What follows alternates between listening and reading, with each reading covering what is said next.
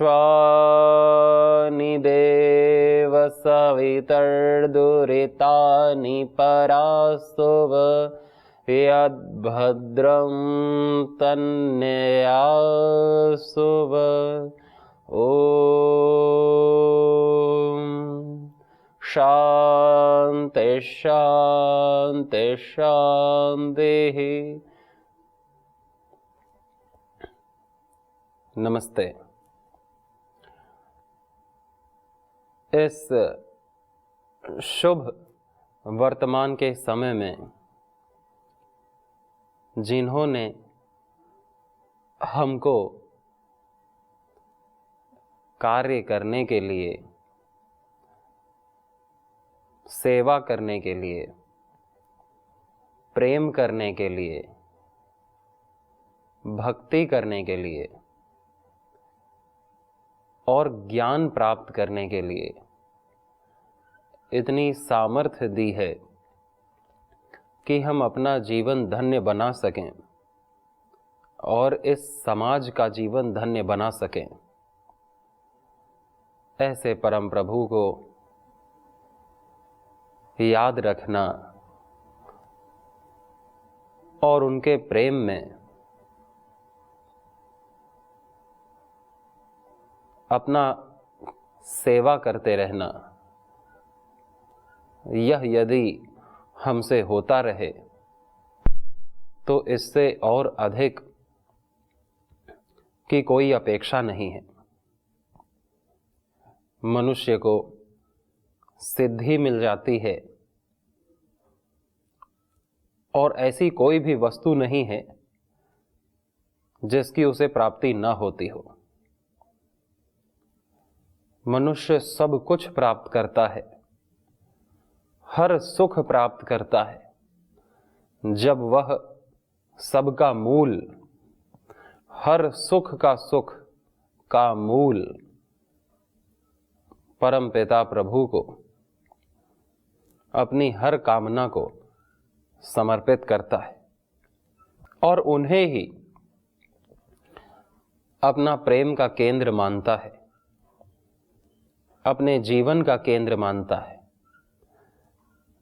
अपने हर कर्म को अपने प्रियतम प्रभु को समर्पित करता है, तो उसका जीवन बहुत सरल हो जाता है, बहुत आसान और निश्चिंत हो जाता है। इसी निश्चिंतता से साधक भक्ति करता हुआ, सबकी सेवा करता हुआ, निस्वार्थ और सदा विश्राम में रहता है। विश्राम के लिए कुछ करना नहीं पड़ता, बस आवश्यक काम को प्रभु के नाते करना होता है और अनावश्यक कार्य को छोड़ना होता है। जब हम आवश्यक कार्य पूरा कर लेते हैं और अनावश्यक कार्य छोड़ देते हैं तो हमें विश्राम की प्राप्ति होती है और विश्राम में ही सुख है, उसी में आनंद है, शांति है। और जब व्यक्ति विश्राम में होता है तो विश्राम में भी हरि आश्रय में रहना, प्रभु की आज्ञा में रहना कि हे प्रभु, जो तेरी आज्ञा, मेरी कोई इच्छा नहीं, मैं तो तेरे विधान के शरणागत हूं, मैं तो तेरे हाथों की कठपुतली हूं, मैं तो तेरा यंत्र हूं प्रभु, जैसा आप आदेश करेंगे, जैसी आप प्रेरणा देंगे, उसी हिसाब से मेरा जीवन चलेगा और उसी हिसाब से मैं अपना जीवन यापन करूंगा। मेरी कोई इच्छा नहीं, मेरी कोई कामना नहीं, मैं अपनी हर कामना का आपको समर्पण करता हूं। जो समर्पित होता है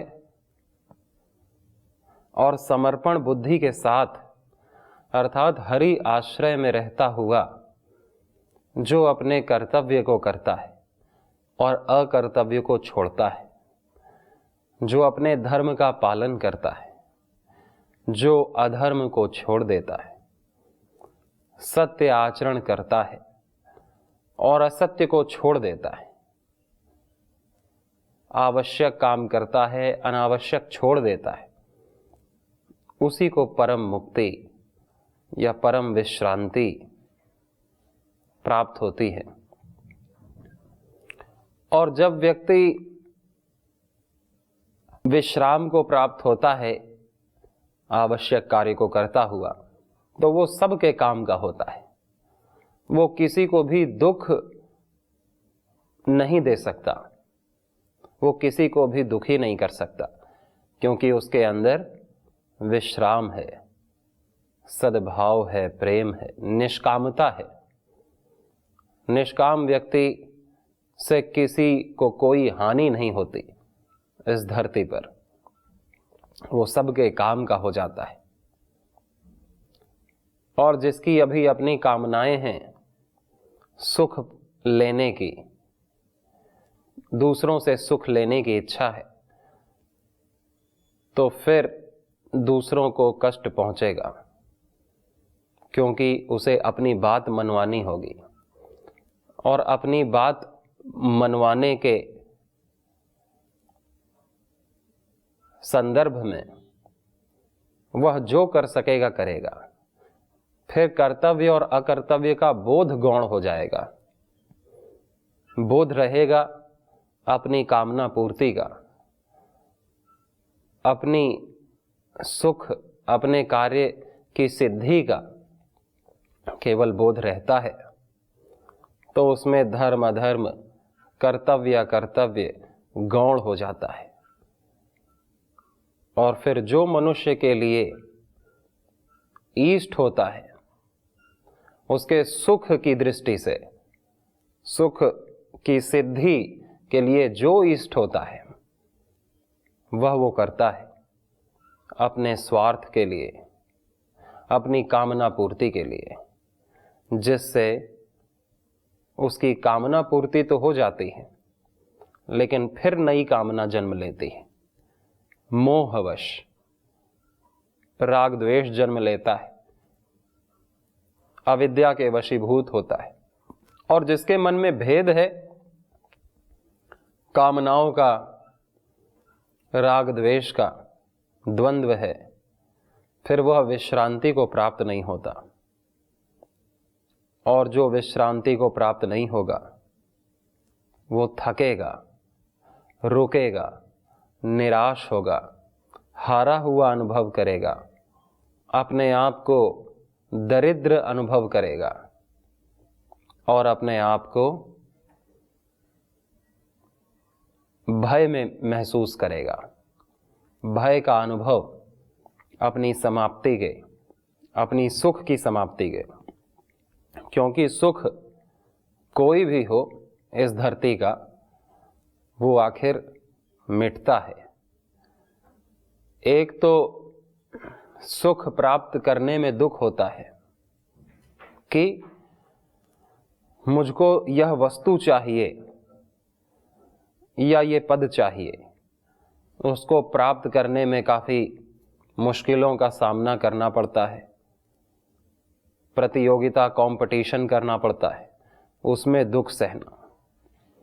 और जब वह सुख मिल जाता है तब दूसरों की ईर्ष्या भी साथ में मिलती है दूसरे ईर्ष्या करते हैं कि इसको सुख मिला, और बहुत सारे हमसे ईर्ष्या करते हैं, दुश्मन बनते हैं, और जो दोस्त भी बनते हैं वो हमारे सुख को देख करके समय पर काम नहीं आते। सुख में सब साथी, दुख में न कोई तो दुख, और निरंतर यह भय बना रहता है कि कब ये सुख छूट ना जाए कहीं, और तब भी दुख, और जब सुख छूट जाता है तो दुख होता ही है। तो कामनाएं दुख को जन्म देती हैं, सुख का आभास कराती हैं, प्राप्ति दुख की कराती हैं। ये नियम है कि जो व्यक्ति चाहता है वो उसे मिलता नहीं, और जो मिलता है वो ठहरता नहीं, और जो ठहरता है वो उसे चाहता नहीं, और की ही कामना होती है। जो प्राप्त है उसकी तरफ ध्यान नहीं जाता, उसकी तरफ कृतज्ञता नहीं जाती, जो नहीं प्राप्त है उसके प्रति आसक्ति रहती है। सदा जीवन में, मरण में, सदा व्यक्ति दुख से परेशान है और सुख की इच्छा करता है। इसी में सारी दुनिया है। एक एक व्यक्ति है, क्या चाहिए? सुख चाहिए, हमको दुख नहीं चाहिए। ये सब की इच्छा बच्चे से पूछो, बूढ़े से पूछो, किसी से भी पूछो, लेकिन पूछो कि अभी आपकी क्या स्थिति है, तो वो बोल नहीं पाएगा कि मुझे सुख की प्राप्ति है, कि मैं सुखी हूं। क्योंकि सुख है कोई ऐसी वस्तु नहीं जो उसको मिल जाए। अगर व्यक्ति सुखी होगा तो फिर वो तृप्त होगा। सुख तो तृप्त करने वाला होना चाहिए। और यदि व्यक्ति के अंदर बहुत सारी शिकायतें हो, तनाव हो, उलझन हो, बहुत सारी कामनाएं बची हुई हो और शिकायतें भी बची हुई हो, तो क्या वो सुखी उसको कहा जाएगा? वो कैसा सुख जो खत्म हो जाए? वो कैसा सुख, क्या उसे भी सुख कहेंगे जो खत्म हो जाए, जो क्षणिक हो, जो हमारे को रोगी बना देता हो, आसक्त कर देता हो, हमको अपना स्वरूप भुला देता हो, हमको धर्म से च्युत कर देता हो, हमको कर्तव्य से च्युत कर देता हो। क्योंकि सुख के चक्रव्यूह में फंस कर ही तो सारे गलत काम हो रहे हैं। क्योंकि सबको सुख चाहिए और सुख ही चाहिए, और सुख के संदर्भ में ही व्यक्ति काम करता है।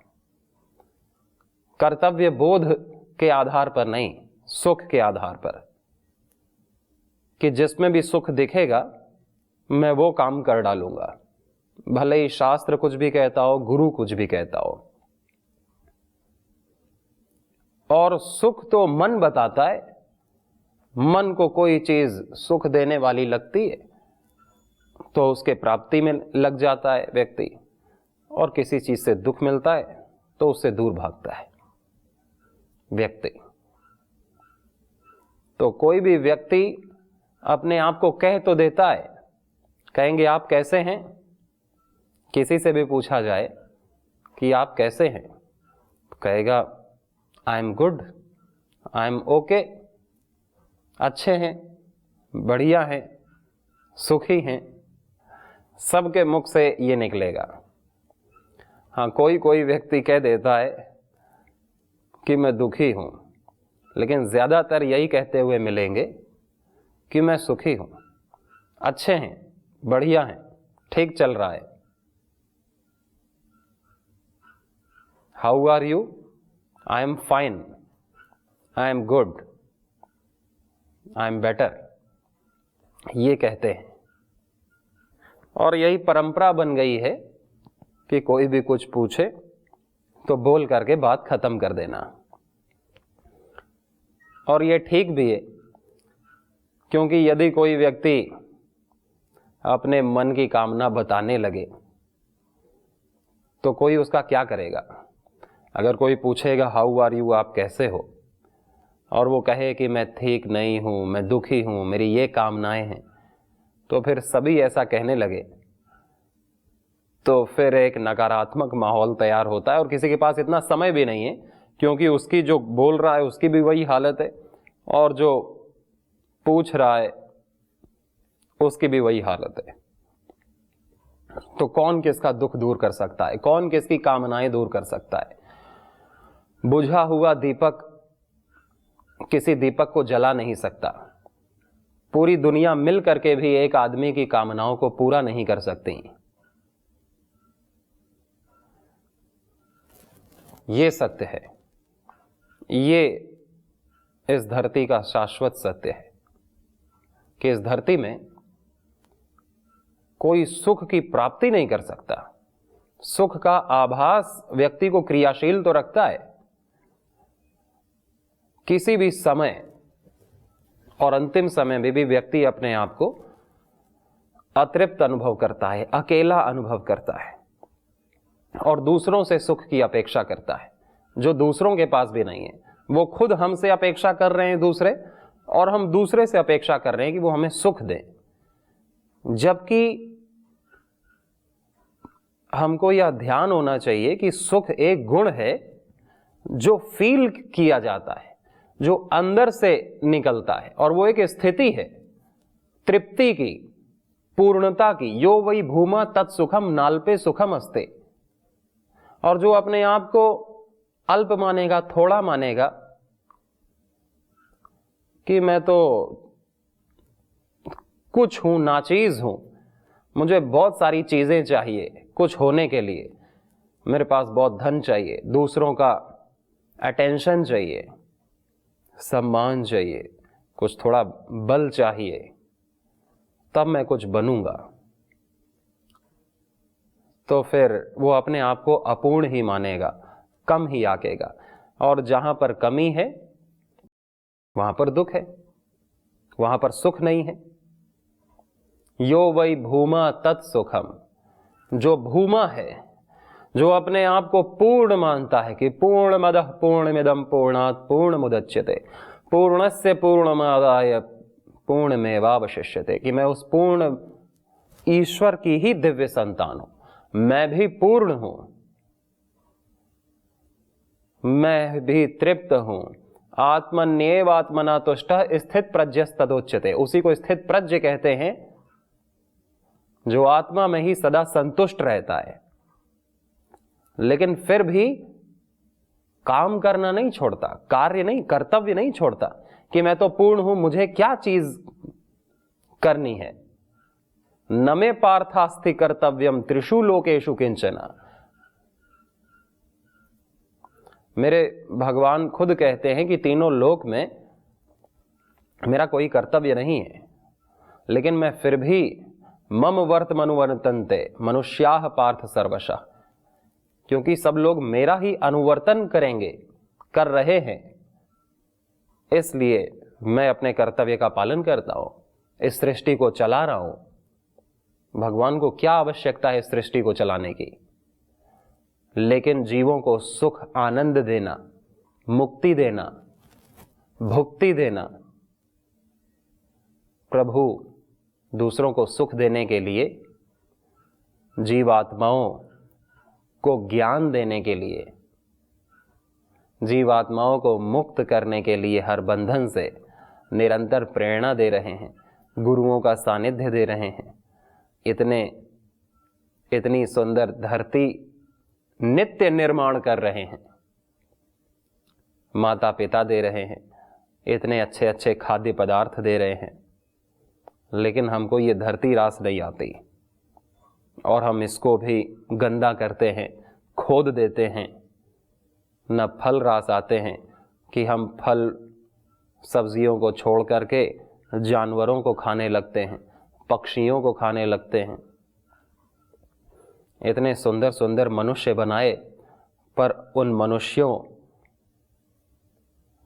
के प्रति सद्भाव, उनका सहकार्य, उनकी प्रशंसा करने के अलावा हम उनसे ईर्ष्या, उनसे राग द्वेष, उनसे प्रतियोगिताएं और उनकी हिंसा करते हैं। और भगवान से भी द्वेष करने लगते हैं, गुरु का भी अपमान करते हैं, ज्ञान का अपमान करते हैं और फिर खुद दुखी होते हैं। तो इस तरह परमात्मा की तरह ही जीवात्मा भी पूर्ण है, लेकिन पूर्ण होके भी अपने कर्तव्य का पालन करना है कि ये सब कुछ जो मुझे मिला है, यह शरीर, यह संसार का दिया हुआ है और इसको संसार की ही सेवा में लगाना है। ये आत्मा तो परमात्मा का ही रूप अंश है, इसको परमात्मा के प्रेम में लगाना है। मेरा अपना कुछ नहीं, मैं स्वाधीन हूं, मैं किसी सुख का पराधीन नहीं, मैं किसी कामना के वशीभूत नहीं, मैं पूर्ण हूं और स्वाधीन हूं। स्वाधीन होने में सुख है और अखंड सुख है। आत्मा स्वाधीन होना चाहती है। हम चाहते हैं कि हम स्वाधीन हो, और स्वाधीन होके ही व्यक्ति कभी दुखी नहीं होता, और व्यक्ति दुखी नहीं होना चाहता इस धरती पर कोई। लेकिन जब हम दूसरों पर निर्भर हो जाते हैं कि कामना पूर्ति होगी तभी दुख मिटेगा, तो फिर वो दुख नहीं मिटता, फिर वो और दुख को जन्म देता है। उससे राग द्वेष, काम, क्रोध, लोभ जन्म लेता है। हर व्यक्ति अपने लिए तो यही चाहता है कि मैं दुख की अत्यंत निवृत्ति हो जाए, यानी मैं पूर्ण स्वाधीन हो जाऊं, अपने अधीन हो जाऊं, किसी के वश में मैं न रहूं, सारी आसक्ति के खूंटों को, जंजीरों को उखाड़ फेंकूं। हम अपने आप को दुख रहित अर्थात स्वाधीन देखना चाहते हैं। संसार हमको भला देखना चाहता है। संसार देखना चाहता है कि यह व्यक्ति कितना उदार है, कितनी हमारी सेवा करता है। तो संसार उसी की जय जयकार करता है जिसने अपना पूरा जीवन संसार के लिए लगा दिया और संसार से कुछ चाहा ना हो, अपने लिए न जिया हो।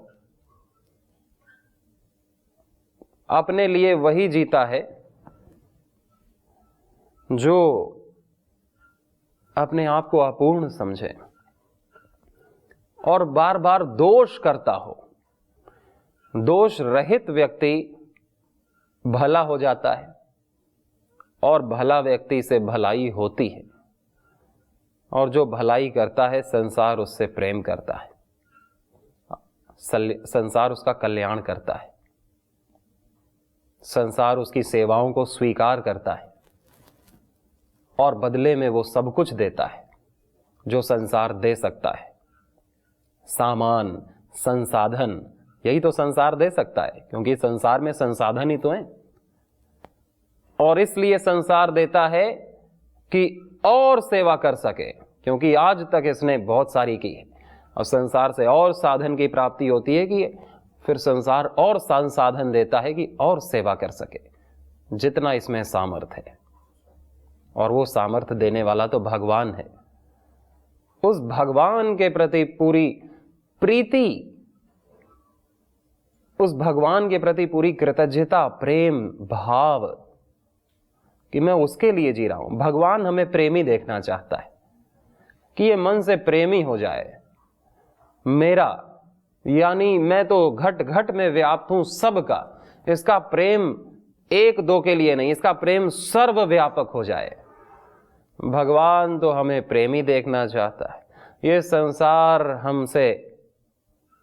हमें भला देखना चाहता है कि हम अपनी बुराई को छोड़ दें, हम भले बन जाएं, हमसे केवल भलाई हो, और हम अपने आप को दुख रहित स्वाधीन देखना चाहते हैं। जग की सेवा खोज अपनी, प्रीति उससे कीजिए, जिंदगी का राज है यह जान कर जी लीजिए। साधना की राह में साधन किसी का है दिया। हमारे पास तीन ही तो शक्ति हैं, ज्ञान, कर्म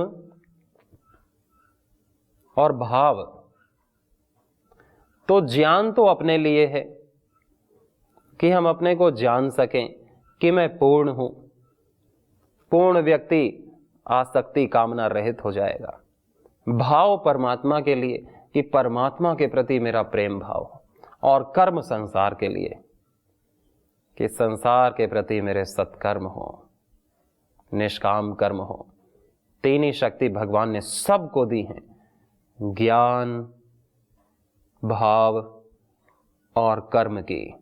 ज्ञान की जो हमारे बुद्धि से होता है, भाव की जो हम हृदय से करते हैं, और कर्म की जो हम हाथ पैर से करते हैं।